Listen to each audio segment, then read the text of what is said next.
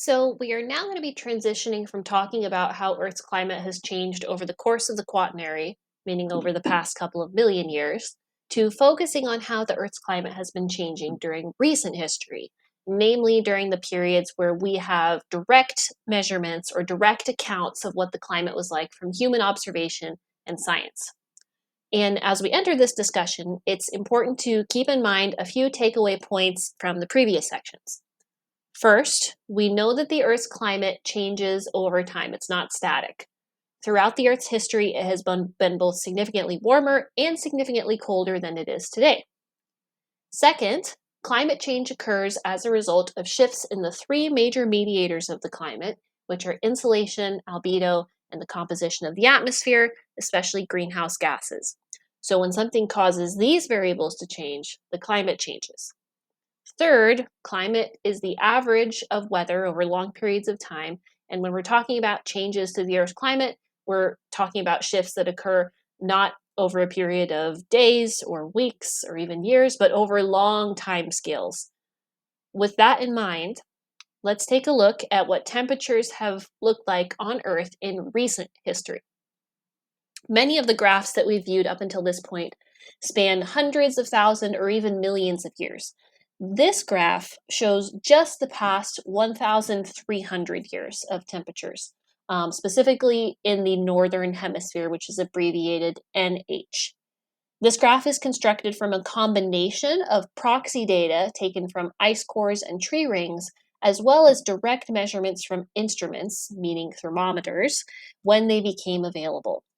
And each line here represents a different set of temperature data collected somewhere in the northern hemisphere. And the black line that you see sort of on the farthest right part of the graph, the black line represents one set of instrumental temperature readings.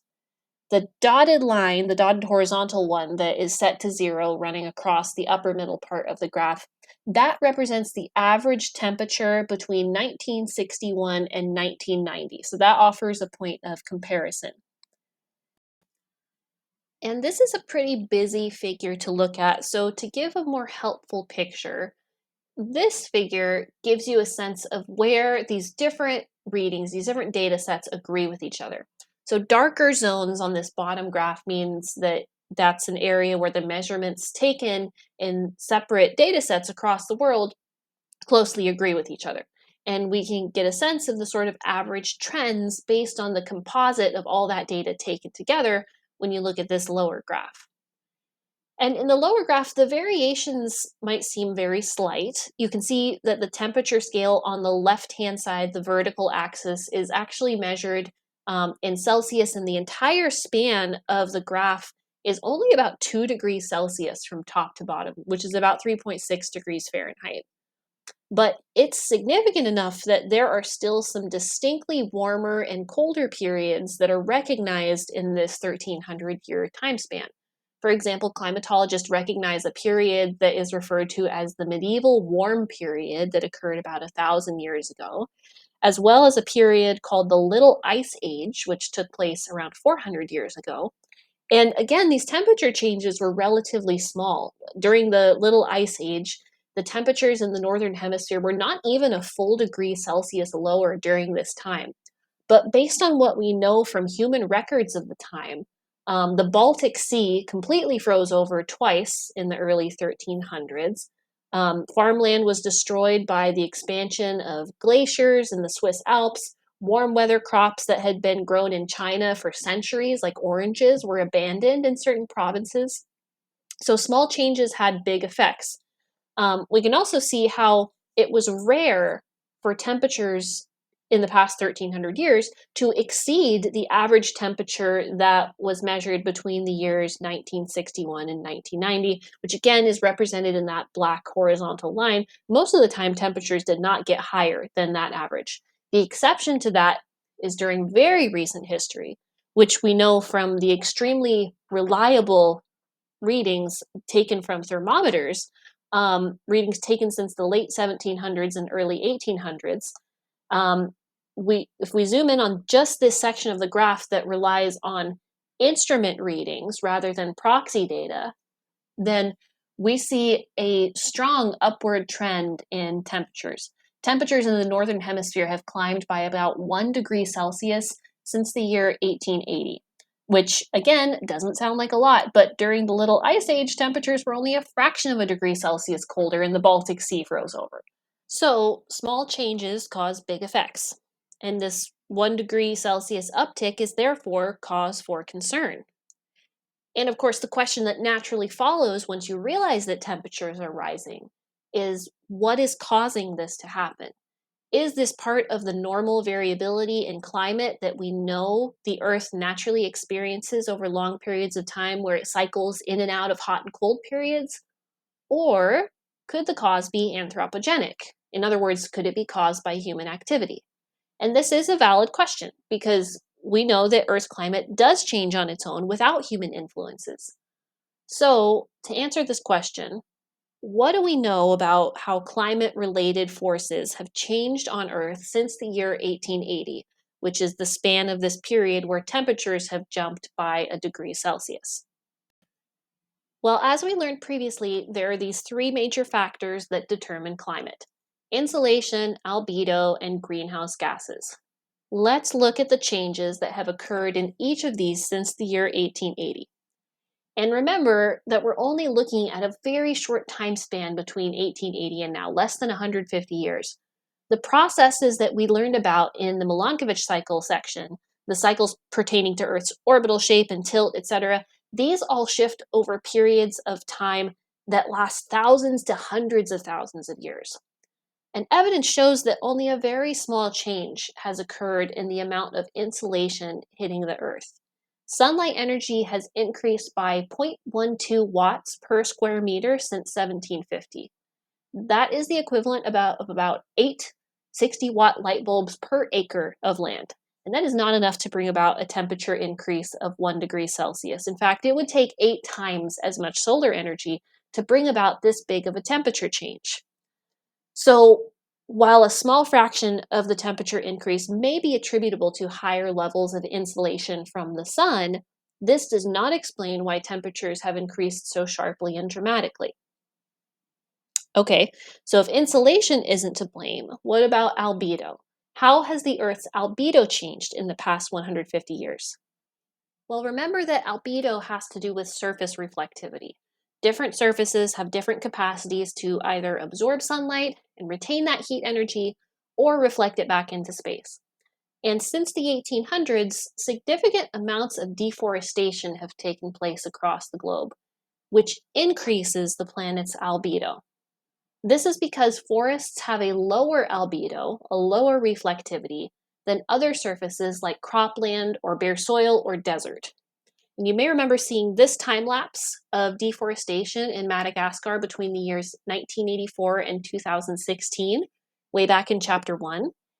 And the table on the right is from earlier in this chapter. And as you can see in that table, coniferous or pine tree forests, as well as deciduous forests, both have an average reflectivity that is lower than soil, grass, or desert sand. They absorb more heat. And so as the Earth has been transitioning away from forests and more towards these other surfaces, they should be reflecting more heat and causing a cooler climate, but we see the opposite effect in global temperatures instead.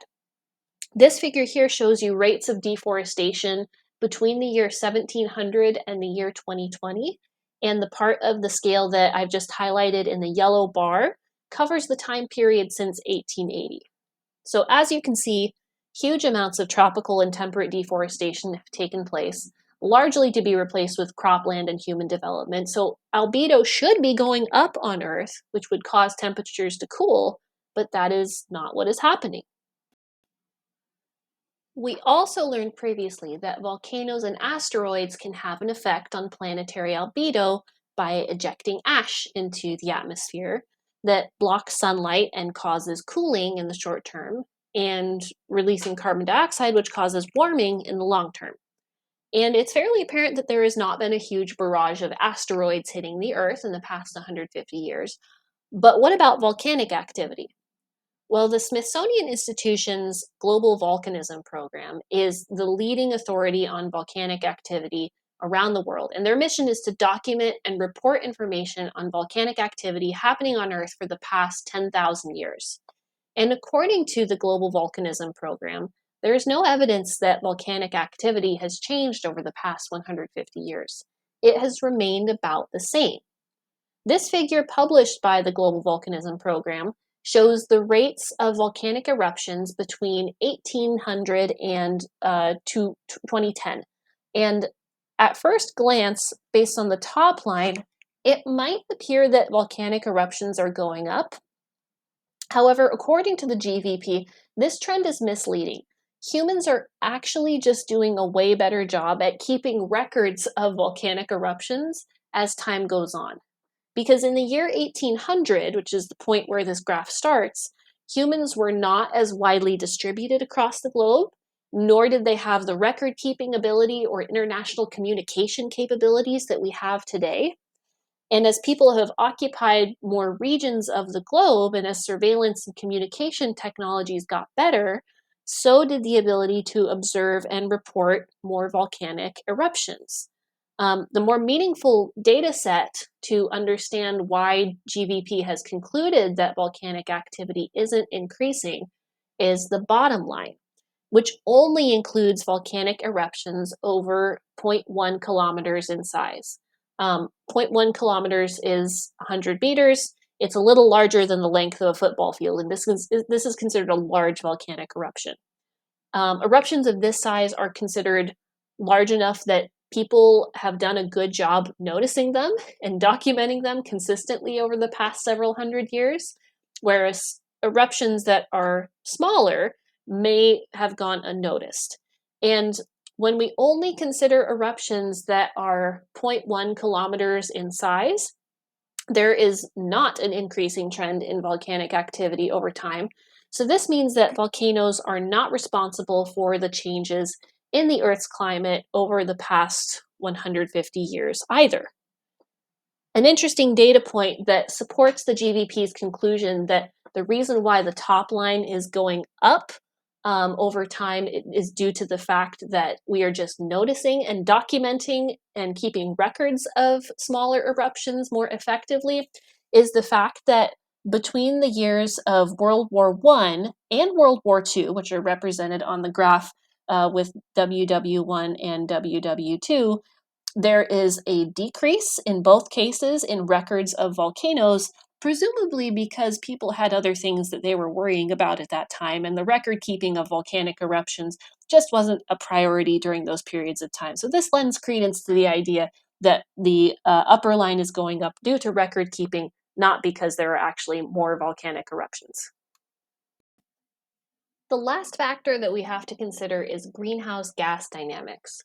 We know that insolation and albedo can't explain the global temperature increases observed in recent history. So the last variable for us to look at is greenhouse gases. And in the realm of greenhouse gases, we have seen that carbon dioxide levels have increased sharply in recent decades. We previously saw a figure showing fluctuations in carbon dioxide levels over the past 800,000 years, and this was largely based on proxy data from ice cores. But for the very most current part of this graph, the part that is closest to present day, we don't need to rely on proxy data. We have direct observations that come from atmospheric CO2 levels that have been measured extremely reliably and consistently at the Mauna Loa Observatory in Hawaii since the year 1958. And these measurements show that carbon dioxide has climbed from 315 parts per million, meaning that out of every million air particles, 315 are carbon dioxide molecules, all the way up to 420 parts per million as of July 2023. The reason why you see a zigzag pattern in this curve is because of seasonal variations in the amount of CO2 that gets absorbed throughout the year. Because the winter is snowy and cold in the northern hemisphere, and that means there's a lot less plant life performing photosynthesis to absorb CO2. And then during the spring, when there's a burst in plant growth, there's also a burst in CO2 absorption. But despite this seasonal oscillation, it is very clear that there is an ongoing upward trend in the concentration of carbon dioxide in our atmosphere. CO2 is building up in the atmosphere. But where is it coming from? What is the source? The answer is fossil fuels. CO2 is emitted when fossil fuels like gasoline, diesel, natural gas, and coal are burned for energy. And this is throwing the carbon cycle out of balance, releasing more CO2 than the plants and other sources can take up and absorb out of the atmosphere. You'll remember from our discussion of the carbon cycle that there is this natural give and take between the photoautotrophs, such as plants that capture carbon dioxide from the atmosphere and incorporate it into biological molecules through photosynthesis, and the heterotrophs, who consume those biological molecules and release carbon dioxide. And of course, when organisms break down, their bodies decompose and release carbon dioxide into the atmosphere as well. But historically, these processes, this cycle, generally strike a balance with each other. The CO2 that's entering the atmosphere should be roughly the same that's being drawn out of the atmosphere if you want the levels of greenhouse gas to remain stable. For the past 150 years, though, this cycle has been thrown out of balance. And this is because fossil fuels represent a very, very significant carbon sink. So, do you remember when we talked about bog bodies and ice mummies? These were given as examples of cases where sources of organic carbon just fell out of the carbon cycle and did not fully decompose. They were just frozen in their state, existing beyond the normal forces that convert carbon from one form to another. This was true of fossil fuels as well, because remember, fossil fuels are the remnants of dead organisms that never fully decomposed and became trapped deep underground. They fell out of the carbon cycle. They have not been part of the carbon cycle for hundreds of millions of years and have just been sequestering large amounts of carbon underground. And now we are pulling them out of the ground and burning them. When we burn fossil fuels, this is essentially an accelerated version of the decomposition process. We're looking at hundreds of millions of years worth of ancient trees and animals decomposing extremely rapidly, all at the same time when we use fossil fuels. So it's no wonder that the cycle is out of balance and carbon dioxide is accumulating. By one estimate, which is depicted in this illustration, there are over 10 times more gigatons of carbon dioxide sequestered in the fossil fuels that are underground than what is currently in our atmosphere. And obviously, if we were to dig up and burn all of those, it would enhance the greenhouse gas effect to a degree that would be totally devastating for the planet. To give you just a bit more perspective on how far out of balance fossil fuel emissions are with other natural processes, this figure shows you carbon dioxide emissions from the year 1750 onward from two separate sources, fossil fuels and volcanoes. Volcanoes is the light purple line that you see just steadily, barely hovering at the bottom of the graph, and fossil fuels is the greenish line that you see shooting upward by several dozen billion metric tons. So clearly, carbon dioxide output from fossil fuels far exceeds what would be released into the atmosphere through natural processes. And the climate system is accordingly being pushed out of balance. The greenhouse effect is becoming enhanced. And this is what explains the 1 degree Celsius uptick in global temperatures over the past 150 years, and the fact that temperatures are continuing to rise as this trajectory continues. In the next section, the final section, we will talk about the effects that our changing climate is having on the planet and also the forecast of what things are expected to look like as climate change continues.